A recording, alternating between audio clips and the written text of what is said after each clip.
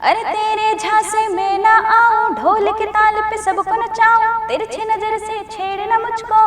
अरे लड़की हूँ मैं बड़ी सयानी, अचको मचको कारेली, तमे किया ते गामना गोरी राज, अचको मचको कारेली। नमस्कार, मैं हूं अवनींद्र आशुतोष। आपका बहुत बहुत स्वागत है हमारे खास कार्यक्रम मुट्ठी में आकाश में। जाहिर है, जब हम आसमान की बात करते हैं, आकाश की बात करते हैं, स्काई की बात करते हैं, तो ज़मीन को कैसे छोड़ सकते हैं। लेकिन ज़मीन पर समस्याओं की कोई कमी नहीं है। लेकिन सारी समस्याओं को दरकिनार करते हुए जिस शख्स ने एक नई यात्रा शुरू की और मंजिल के करीब है, उसको हम कहीं ना कहीं से सलाम ज़रूर करना चाहेंगे। जी हाँ, आज हम आपको मिलवाने जा रहे हैं एक ऐसे ही कलाकार से, फनकार से, जिनका नाम है नाज़िया चाहत। नाज़िया जी, आपका बहुत बहुत स्वागत है। बहुत बहुत शुक्रिया। और आपने मुझे यहाँ पे इनवाइट किया डीसी न्यूज़ चैनल में, तो इसके लिए मैं तहे दिल से आपका धन्यवाद करना चाहती हूँ। और लगातार इस बीच मैंने कई गतिविधियाँ आपकी देखी, हर तरह की भाषा में आपको मैंने सुना। सबसे बड़ी बात है कि आप बतौर सिंगर इस्टेब्लिश हो रही हैं, लेकिन बहुत कम लोगों को मालूम है कि आप म्यूज़िक डायरेक्टर भी हैं, लिरिक्स राइटर भी हैं। मुझे लगता है कहीं हीरोइन ना बन जाए। जब आदमी गीत लिखता है, संगीतकार बन जाता है और उसकी पहचान गायिका के तौर पर होती है, यानी सिंगर ही आपको लोग जानते हैं। लेकिन आजकल बहुत कुछ बदल रहा है आपके अंदर। कब ये लगा कि आप सब कुछ कर सकती हैं? सर, ये तो हमारे अंदर शुरू से ही थी जी, बट कोशिश ये था, जैसे जैसे रिक्वायरमेंट आता गया वैसा वैसा मैंने काम करना शुरू कर दी। अगर एज ए राइटर किसी ने बुलाया तो एज ए राइटर उनके सामने पेश हुई, एज ए म्यूज़िक डायरेक्टर किसी ने बुलाया तो एज ए म्यूज़िक डायरेक्टर पेश हुई। बाकी एज ए सिंगर तो सब जानते ही थे कि आवाज़ अच्छी है तो गाना गाते ही थे। और जब आपने बहुत बार सोचा होगा कि शायद ज़िंदगी में इसके साथ मौका मिले। कुमार सानू भी एक नाम है, लेकिन हमने सुना कि कुमार सानू जी ने आपको अलग रूप से अप्रोच किया। वो क्या था मामला पूरा? एक सॉन्ग मैंने किया था जी, और वो शायद पता नहीं अभी वो कब तक रिलीज़ होगी। मैं उस चीज़ का भी खुलासा नहीं करना चाहती। सामने वाले अभी उनका एडिटिंग चल रहा है या क्या हुआ है, मुझे कोई अभी आइडिया नहीं है। लेकिन एक सॉन्ग मैंने लिखा था, अश्कों के समंदर में लफ्ज़ मेरे डूब गए, आँखों ने जो देखे थे सपने ना जाने क्यों टूट गए। वाह वाह वाह। तो ये सॉन्ग कुमार सानू सर के लिए था और शायद चल रही है अभी। और रिसेंटली अभी मैंने गरबा सॉन्ग रिलीज़ किया है, जिनके सिंगर है नकाश अजीज़ और रितु पाठक। और मैंने उसमें सुना सकते हैं ना? हाँ, तो हम चाहेंगे कि अभी नवरात्रि का सीजन भी आने वाला है। बिल्कुल, अगर ये गीत हो जाए तो मज़ा आएगा। बिल्कुल बिल्कुल। उसके बोल है जी, बल खाती नखरे वाली, जान मारे तेरी बाली, आँखों से करती हो घायल, होश उड़ा दे तेरी पायल। अरे तेरे झांसे में ना आऊं, ढोल के ताल पे सबको नचाऊं, तिरछी नजर से छेड़ना मुझको। अरे लड़की हूँ मैं बड़ी सयानी, अचको मचको कारेली, तमे किया ते गामना गोरी राज, अचको मचको कारेली। मैं हूँ मुंबई शहर की गोरी कमाल, अचको मचको कारेली। सरस छे एक नंबर, वाह। ये सॉन्ग मैंने ही लिखा है और नकाश जी ने बहुत ही खूबसूरती से गाया है। तो आप सब प्लीज़ ज़रूर सुनिएगा और शेयर भी कीजिएगा अपने दोस्तों में। इससे याद आया कि त्योहारों के सीज़न में आप अलग अलग गीत भजन बनाती रहती हैं। पिछले दिनों हमने बहुत सारे मंत्र वाले भी आपके भजन सुने जी। वो आइडिया कब आया कि भजन ही बनाया जाए? मैं शिव जी की बहुत बड़ी भक्त हूँ और ये मैं नहीं करती हूँ, ये सब उनका हाथ है कि उनके आशीर्वाद से मैं ये लिख पाती हूँ और आगे। लेकिन आपको नहीं लगता कि अगर इस तरह का बयान आप देंगी तो शायद कुछ लोगों को तकलीफ हो सकती है? फतवा अगर निकल गया तो बिना मतलब चक्कर भी पड़ सकता है, क्योंकि इस देश में बहुत सारे इस तरह की घटनाएं घट चुकी हैं। सर, सबसे बड़ी बात कि मैं हिंदुस्तान में रहती हूँ और यहाँ की सबसे खूबसूरती है कि सभी धर्म के लोग एक साथ रहते हैं। तो मेरा यही कर्तव्य है और मेरा धर्म यही सिखाता है कि सभी धर्म का एहतराम करें। और अगर कोई चीज़ मुझे अच्छा लगा एज ए इंसान, एज ए इंसानियत, तो उस चीज़ को करने से मैं डरती नहीं हूँ। मुझे जो चीज़ अच्छा लगता है, मैं शिव पुराण भी पढ़ती हूँ, भागवत गीता भी पढ़ती हूँ, कुरान भी पढ़ती हूँ। वाह। मेरे कई सारे नात भी रिलीज़ है और भजन तो मैं करती ही हूँ, लेकिन इस चीज़ को मैं कभी धर्म से रिलेट करके मैं नहीं देखती हूँ। जो मुझे अच्छा लगता है, जहाँ से अच्छी चीज़ मुझे सीखने को मिलती है, मैं वो दिल से करती हूँ। ये तो बहुत अच्छी बात है नाजिया। आपने कहा कि मैं नहीं डरती नहीं। कुछ मामलों को लेकर, लेकिन आपको पता है कि जब फतवा निकलता है तो डर पैदा किया जाता है।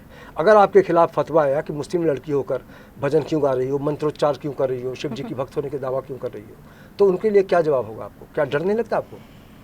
ये मेरा जीवन है, मेरा अस्तित्व है और मैं अपने ही नामों से जानी जाऊंगी। अगर कोई मुझे किसी चीज़ के लिए थोप रहा है तो उस चीज़ का मैं कभी स्वीकार्य नहीं करूंगी। ना मेरे माता पिता ने इस चीज़ को कभी थोपा है मेरे ऊपर। तो मेरा जीवन है, मुझे मेरे हिसाब से जीना अच्छा लगता है।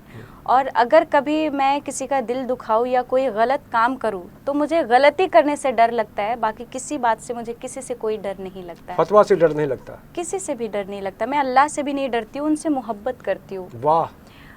डरना, अगर मैं कोई गलती करी तभी मैं डर सकती हूँ कि हाँ इस काम को करना गलत है या मैं यहाँ पे गलत करने जा रही हूँ, तब उस काम से डरती लेकिन हूँ। अक्सर कहा जाता है कि डर के आगे जीत है, इसको लेकर आप क्या सोचती हैं? जाहिर सी बात है, डर के आगे जीत है। मेरे फैमिली का भी सपोर्ट नहीं था शुरुआत में और मैं रांची से भाग के आई थी मुंबई। 15 दिन बाद मैंने मम्मी को बताया था कि मैं रांची से मुंबई आ गई है। रांची में मैं रांची यूनिवर्सिटी से मास्टर डिग्री की स्टडी कर रही थी और सडनली मुझे लगा कि यहाँ से मुझे वो मेहनत का फल नहीं मिलने वाला है, तो अगर स्ट्रगल ही करना है तो मैं मुंबई जाके ही करूँ। तो यहाँ आने के बाद मैंने 15 दिन तक जॉब किया, मेडिकल काउंसलिंग किया एज ए काउंसलर बन के। उसके बाद फिर यहाँ की चीज़ों को समझा मैंने। अब तो बढ़िया ट्रैक पे आ गई हैं आप माशाल्लाह। अभी साउथ के प्रोजेक्ट भी कर रही हूँ। महेश बाबू का भी नाम जुड़ गया आपसे। वो क्या मामला है, बताइए हमारे दर्शकों को। महेश बाबू के बड़े भैया है नरसिम्हा राव, जिनके प्रोजेक्ट अभी मैं कर रही हूँ और उन्होंने काफ़ी मूवी प्रोड्यूस की है as a producer, as a director. और उसमें से सबसे फेमस है सूर्यवंशम, जो आपने देखा है। बार बार देखा है, बहुत बार देखा है, लगातार देखा है। तो अभी पद्मालय कंपनी से जुड़ के काम कर रही हूँ। और भी एक मूवी हमारे आने वाली है MVVH, मूत्र विसर्जन वर्जित है, जो हॉरर कॉमेडी है। अच्छा। और सोशल पे आधारित मूवी है। तो आने वाली मूवी है, उनके जो प्रोड्यूसर है, डायरेक्टर सुनील सुब्रमण्यम जी है और स्टोरी लिखा है अपना नीरज भदानी जी और नरेंद्र साहू जो है वो इसमें प्रोड्यूस किए हुए हैं। तो अभी आने वाली मूवी है, आप सब भी देखेंगे। मतलब कुल मिला के आपके पास खाली समय अब नहीं रहा? अभी खाली समय नहीं बैठी हो। जाहिर है जब समय बीतता है रचनात्मक कार्यों में तो ज़िंदगी की गाड़ी जो है वो और भी तेज़ हो जाती है। आने वाले दिनों में बहुत कुछ आप करने वाली हैं, ये भी सुना हमने, लेकिन हम चाहेंगे कि इस बातचीत के दौरान कुछ भजन टाइप कुछ हो जाए तो माहौल बन जाएगा। बिल्कुल बिल्कुल। रामाष्टकम है जो मुझे बहुत पसंद है और मैं चाहूँगी वो थोड़ा गुनगुनाना जी। भजे विशेष सुंदरम समस्त पाप खंडनम स्वभक्त चित्तरंजनम भजे हराममद्वयम् जटाकलाप शोभितं समस्त पापनाशकं स्वभक्त भीति भंजनं भजे हराममद्वयम् भजे विशेष सुंदरम समस्त पाप खंडनम स्वभक्त चित्तरंजनम सदैव राममद्वयम् जटाकलाप शोभितं समस्त पापनाशकं स्वभक्त भीति भंजनं भजे हराममद्वयम् निज स्वरूप बोधकं कृपाकरं भवापहं समं शिवं निरंजनं भजे हराममद्वयम् सह प्रपंच कल्पितं हृणाम रूप वास्तवं निराकृतिं निरामयं भजे हराममद्वयम्। बहुत खूब वाकई। यस। इस तरह का जब गीत तैयार होता है तो लोग आश्चर्यचकित भी जाते हैं आपको जानने वाले कि क्या गा रही है। कभी ऐसा वास्ता पड़ा उन लोगों से? जब मेरा पूरा नाम सुनते हैं तब लोग शॉक्ड हो जाते हैं। कि नाम तो नाज़िया है और काम तुम लोगों को संस्कृत करती में कर रही हो, लोगों को समझ करती नहीं हैं आता। आहत, भले ही नाम है इनका चाहत। नाज़िया चाहत लोगों को करती हूँ। उन लोगों को जो नहीं समझते इन चीज़ों को। I know sir. और साईं बाबा तो साहब कहते हैं सबका मालिक एक, एग्जैक्टली। और संगीत का कोई मजहब नहीं होता, ये तो पहले भी जानते हैं। और वाकई संगीत को लेकर जो भी आगे बढ़ता है तो सारे दुश्मन बिल्कुल सफा चट हो जाते हैं रास्ते में। Right. आने वाले दिनों में और क्या क्या करने वाली हैं स्पेशल, जिसको आप बहुत दिनों से इंतजार था जिसका? सर इंतज़ार तो मुझे मूवी करना था as a playback singer, but अभी जो मुझे as a music composer, lyrics writer और एज ए सिंगर तीनों वर्क मिला है, तो इस चीज़ में मैं बहुत ब्लेस्ड हूँ और बहुत खुश भी हूँ सर। और ये बताइए कि आज मुंबई में जिस तरह की बहुत बड़ी भीड़ है, जी। हर कोई अपने आप को सिंगर बनाना चाहता है, म्यूज़िक शोज़ की बात करें तो उनको देखती हैं, तब आपको क्या लगता है कि जो बड़े बड़े शोज़ होते हैं उसके बाद विनर भी होते हैं, उसके बाद उनकी तस्वीर भी देखने को नहीं मिलती, ना उनकी चर्चा होती है, ऐसा क्यों? सर क्या होता है ना कि हर साल 12-15 एक ग्रुप आता है परफॉर्म करने के लिए। जी। अब क्या है कि जो पीछे जीत चुके हैं और फिर तुरंत एक साल बाद फिर 12-15 लोग खड़े हो जाते हैं उस क्या बोलते हैं उसको, भिड़िया धसा। हाँ मतलब क्या है कि जिसको सुने हैं अब उनसे भी एक से एक बढ़ करके अगले साल पहुंच गए, तो लोग फिर उनको माइंड में देखना शुरू कर देते कि यार क्या गा रहे हैं, क्या परफॉर्मेंस है। तो जैसे जैसे एक भीड़ आती जाती है, पीछे की भीड़ छूटती चले जाती मतलब है। ऐसा तो कोई इसी वजह से ऐसा एक कोई नाम, ज़रूरी नहीं है नाज़िया कि मतलब जब तक हम इंडियन आइडल या सारेगामापा से आगे नहीं आएंगे तब तक हम सिंगर नहीं बन सकते? नहीं ऐसा कुछ नहीं है। मेरे को भी ऑफर आया था सारेगामापा से, लेकिन मुझे परफॉर्मर उस टाइम पे नहीं बनना आपने तो था। इंडियन मेरा आइडल को भी फोकस, मना किया था जी। हाँ मेरा फोकस ही था कि मुझे मूवी में करना है, इंडिविजुअल काम करना मुझे, क्योंकि परफॉर्मर में आप एक बार भीड़ में गए, फिर जब नेक्स्ट टाइम फिर वही सेम भीड़ आती है तो पीछे वाले लोगों को भूल जाते हैं। बिल्कुल। आज बहुत लोग सिंगर हैं, बहुत तरह के लोग सिंगर हैं जी। आपको कौन कौन ऐसा लगता है कि वाकई इसका भविष्य उज्जवल है, अपने अलावा अगर बात करें तो? सलमान अली है जो बहुत अच्छा गाता है, उनके हाई रेंज भी बहुत मतलब माशाल्लाह काबिले तारीफ है। मिलने का अवसर मिला? नहीं, अभी एक प्रोजेक्ट किया था। अच्छा। तो लेकिन क्या है कि वो हमारे जो म्यूज़िक डायरेक्टर थे उनको मैंने असिस्ट किया था उसमें। वाह। हाँ, तो असिस्ट में मैंने नाम नहीं डलवाया था, लेकिन प्रोजेक्ट किया हुआ उनके साथ में। और पवनदीप राजन है जो काफ़ी अच्छा सिंगर है। दोनों इंडियन आइडल है। हाँ, दोनों इंडियन आइडल है और ये लोग दोनों काफ़ी मतलब बहुत ही अच्छी आवाज़ है इनकी। और सबसे बेस्ट कि ये सभी तरीके के इंस्ट्रूमेंट भी बजाने आता है इनको। पवनदीप तो बहुत कुछ बजा लेते हैं, मल्टी टैलेंटेड है। तो मुझे उनको देख के अच्छा लगा ये चीज़। और कोई ऐसा भी सिंगर होगा जिसको आपको लगता है कि यार ज़बरदस्ती का सिंगर है? खैर आप तो नहीं बोलेंगे इस बारे में, मुझे मालूम है।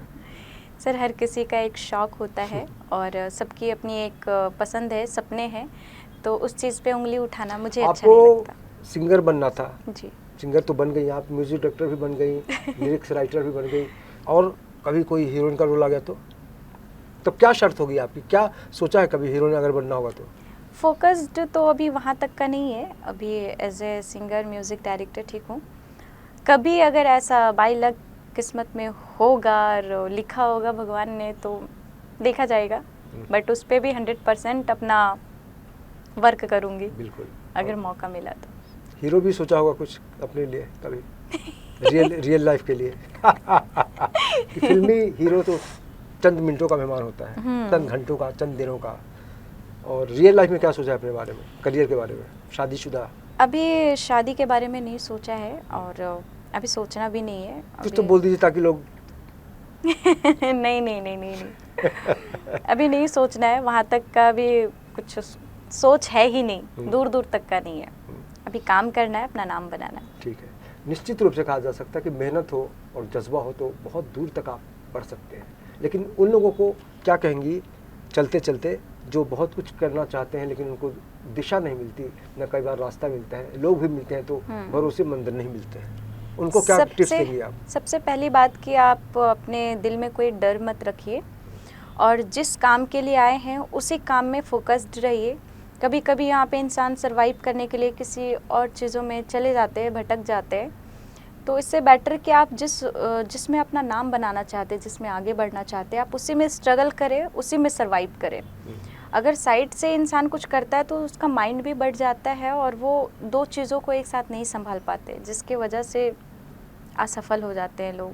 बिल्कुल। और ख़ास करके लड़के जो होते हैं उनके कंधों पे तो जिम्मेदारियाँ काफ़ी होती है, तो वो चीज़ समझ सकती हूँ, लेकिन डरना नहीं है। डरना नहीं है।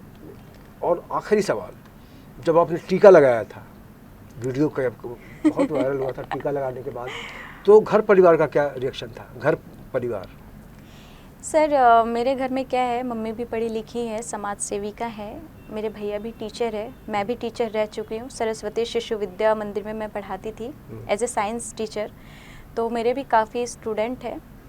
तो हम लोग उस ख़ानदान से आते हैं जहाँ पे सब शिक्षित है और इन सब चीज़ों को हम लोग मैटर नहीं करते हैं। तो कुल मिला के आपने जो मांगा था ऊपर वाले ने दे दिया, वो दे दिया। कहा जाता है ना कि कहते हैं कि मिल जाती है हर चीज़ दुआ से, एक रोज़ तुझे भी मांग के है कामयाबी देखेंगे खुदा से। तो आज जिस मुकाम पे नाज़िया आप पहुंच गई हैं उसके लिए बहुत बहुत शुभकामनाएं। और आने वाले दिनों में जिस तरह से आपने कहा कि डर का कोई स्थान मेरे जीवन में नहीं है, तो हम चाहेंगे कि वाकई उसी भाव से आप मुट्ठी में आकाश को कर लें और दुनिया को कहें कि आपके अंदर बस चाहत होनी चाहिए आगे बढ़ने का।